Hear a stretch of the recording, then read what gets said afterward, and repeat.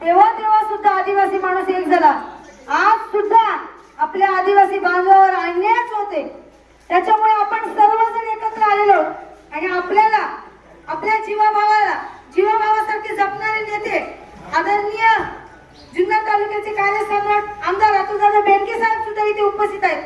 आपल्या सर्वांचे लाडके आदिवासी भागाचे आधार कार्ड देवरामजी लांडे साहेब इथे उपस्थित आहेत. समस्त सरपंच ग्रामस्थ उपस्थित सर्व इथे समाज बांधव उपस्थित आहेत.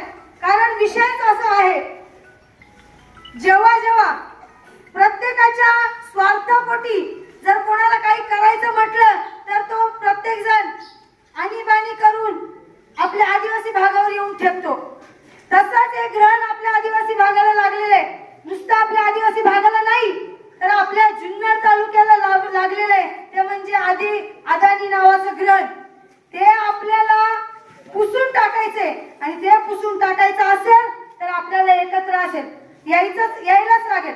पण मी म्हणेन, धरणामध्ये जमिनी गेल्या आदिवासींच्या, अन्याय कोणावर झाला?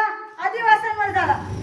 आता इथे पाय करून घाम गाळून डोंगर दऱ्यांमध्ये आपल्या आईसारखं पोर लेकरासारखं जी जमीन आजपर्यंत आदिवासी माणूस सांभाळत आला, ती सुद्धा जमीन आता या फालतू आणि फडतूस प्रकल्पामुळे आमचा आदिवासी भाग आणि आदिवासी माणूस परत पोरका होऊन जाणार. माझी समस्त आदिवासी बांधवांना विनंती आहे की जंतर मंतरवर इथे एवढ्या विद्यार्थ्यांनी संघर्ष केला, त्यांच्या संघर्षाला न्याय मिळाला. पण आता आपली बाजू अशी ताट धरून राहा की आपल्याला अदानी काय जगातला कोणताही माणूस झुकू शकणार नाही. कारण आपण इथे पाहिजे आहोत. आदिवासी माणूस म्हणजे ही संस्कृती जपणार आहे. आज जुन्नर तालुका पर्यटन तालुका म्हणून ओळखला जातो.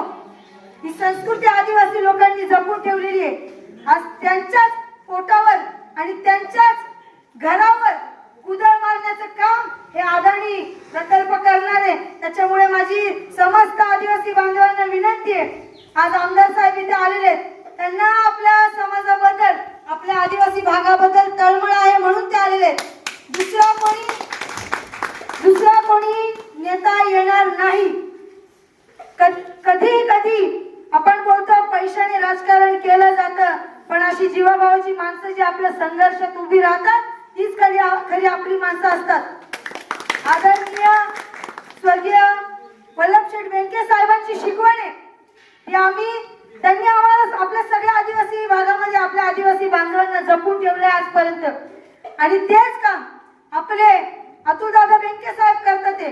त्यांना आपल्याला पाठिंबा द्यायचे. असं व्हायला नको उद्या ते आपल्यासाठी रस्त्यावर उतरणार आणि आपण त्यांच्या मागे नसणार. त्याच्यामुळे आपण एकजूट दाखवून त्यांच्या मागे उभं राहिलंच पाहिजे. या अदानीची एवढीशी सुद्धा निशाणी आपल्याला आपल्या तालुक्यावर नको. एवढंच म्हणेल, आपल्याला आपला आदिवासी भाग वाचवायचे, आपली संस्कृती वाचवायचे. कारण ज्याने आपण आपलं पोट भरतो त्याला कधी विकू नये असं म्हणतात. तर आपण कोणाच्याही आमिषाला बळी पडू नये. आपण आपली माती जपावी, आपली आई जपावी आणि आपलं घर जपावं, एवढंच मी म्हणेन. आणि आदिवासी माणूस हा आजपर्यंत कायम आपल्या जल जंगल आणि जमिनीसाठी कायम लढत आलाय. त्याच्यासाठी पुढे जरी लढायला लागलं, मरण जरी आलं तरी आम्ही शेवटपर्यंत लढा देत राहणार. एवढंच मी आपल्या ग्रामस्थांच्या समोर सांगू इच्छिते. आणि आपली ताकद आता संपूर्ण महाराष्ट्राला दाखवायची वेळ आलेली आहे. त्याच्यामुळे सगळ्यांनी एकत्र एकजूट करून तयार राहा.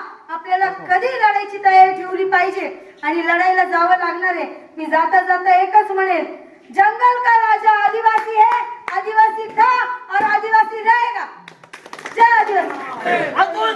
आगे बढ़ो, हम तुम्हारे साथ हैं. राष्ट्रवादी काँग्रेस पक्षाचा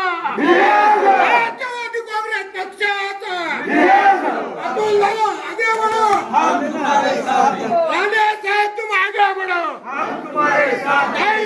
आगे बढ़ो, हम तुम्हारे.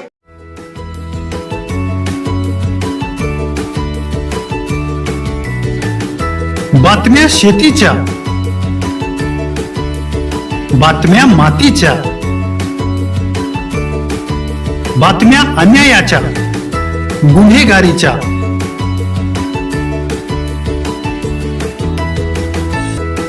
राजकारणाच्या आणि समाजकारणाच्या.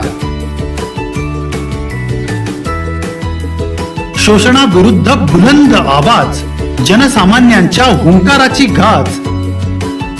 सत्कार्याला प्रोत्साहन, दुष्कृत्याला अनुशासन. निर्भीड, निस्पृह, सडेतोड, बेधडक आणि रोखटोक म्हणजेच विघ्नहर टाइम्स. शोध बातमीचा, ध्यास सत्याचा. आपलं चॅनल, आपली बातमी. सबस्क्राईब तर कराच, पण बेल आयकॉनवर क्लिक करायलाही विसरू नका.